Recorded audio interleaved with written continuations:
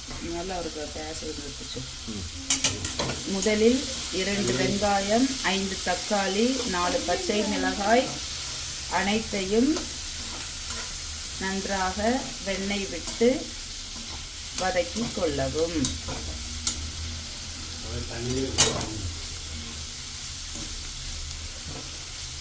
என்ன கேட்ட? வருது நல்லா அந்த துண்டு வச்சு நல்லா இது பண்ணி பருப்பை 8 முந்திரி பருப்பு போட்டுக்கொள்ளவும்.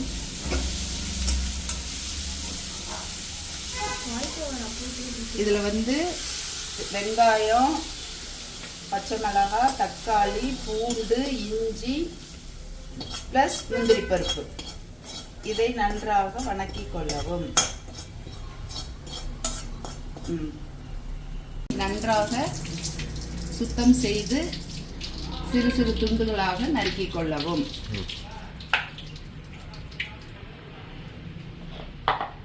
இது மில்க் மிஸ்ட் மாதிரி தான் இருக்கும், மில்க் மிஸ்ட் பன்னீர் மாதிரி தான் இருக்கும். ஆனால் இதில் வந்து நிறைய ப்ரோட்டீன் இருக்கிறதுனால ரொம்ப நல்லது உடம்புக்கு.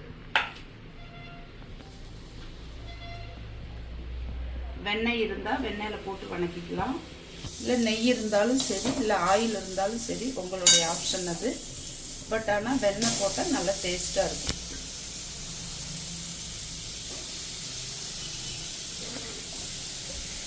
கையே விடாத நெய் வந்து விலை காசு. டோஃபுவை எண்ணெயில் நன்றாக வணக்கிக் கொள்ளவும்.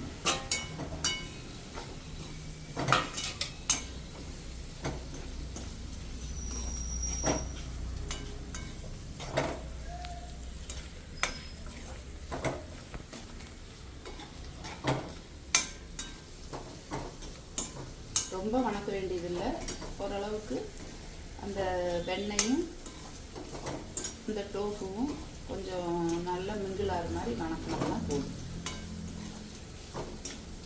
ரொம்ப வணக்கினீங்கன்னா அப்படியே கரைஞ்சி போயிடும்.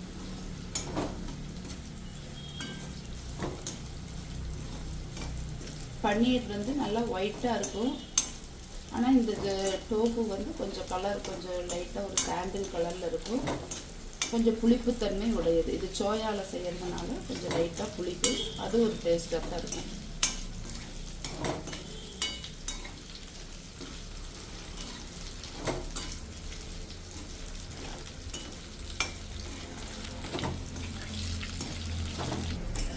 இதுக்கு ஒரு பிரியாணி பிரிஞ்ச் தலை, அன்னாச்சி மொக்கு, 2 பட்டை, 2 கிராம்பு, ஒரு ஏலக்காய், இதுதான் வணக்கிறதுக்கு தாளிக்கிறதுக்கு இதை எடுத்து வச்சுக்கணும். இந்த தக்காளி வெங்காயத்தை கொஞ்சம் ஆறுனதுக்கப்புறம் மிக்சியில் போட்டு நல்லா பேஸ்ட் பண்ணி எடுத்துக்கணும். வெண்ணெய், நெய் இல்லை ஆயில் எது வேணாலும் ஊற்றிக்கலாம். இது நல்லா காயிட்டு கொஞ்சம்.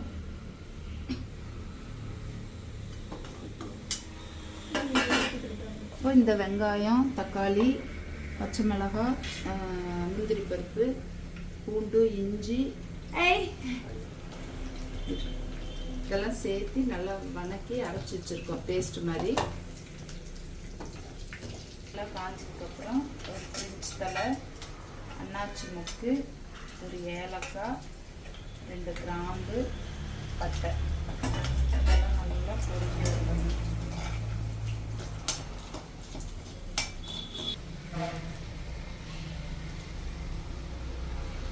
மிது நிறுத்தி சொல்லிட்டு சாப்பிடுறோம். ஏன் அவங்களே நம்ப மாட்டாங்க. அரைச்சி வச்ச கலவையை இதில் வைக்கணும். தீர்ந்து கொஞ்சம் தண்ணி அந்த சொம்பில் இருந்து இதில் ஊற்றுங்க. திருப்பி சொல்லு. அந்த பேஸ்ட்டை அரைச்சி வச்ச பேஸ்ட்டை இந்த கிரேவியை இதில் ஊற்றிடுங்க. ஊற்றி நல்லா ஒரு கொதி வர்றப்போ இதில் நம்ம மசாலாலாம் ஆட் பண்ணிக்கலாம். ஆல்ரெடி இதில் பச்சை மிளகாய் போட்டுக்கிறதுனால சில்லி பவுடர் கொஞ்சமாக போட்டுக்கிறேன். காரத்துக்கு தகுந்த மாதிரி வேணும்னா போட்டுக்கிறேன், இதில் என்ன பிரச்சனை இல்லை. மஞ்சள் தூள் கொஞ்சம் ஆட் பண்ணிக்கங்க.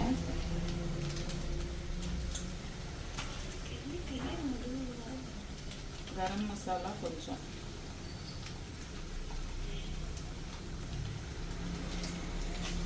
சாம்பார் தூள், தனி மிளகாய் தூள் இருந்தால் அதுவும் கொத்தமல்லி தூள் போட்டுக்கணும். அப்படி இல்லாத பட்சத்தில் சாம்பார் தூள் 1 ஸ்பூன் போட்டுக்கணும். எது வசதியோ அது போட்டுக்கணும். நல்லா தண்ணி ஊற்றிக்கலாம். ஏன்னா அந்த டோஃபி வேறு இதில் போடுறதுனால நல்லா கொதிக்கட்டும்.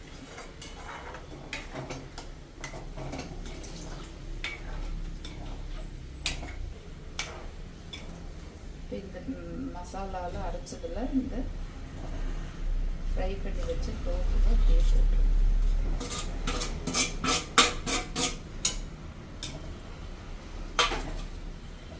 Tofu gravy ready. சப்பாத்திக்கு சாப்பிட்லாம், தோசைக்கு சாப்பிட்லாம், இட்லிக்கு சாப்பிட்லாம்.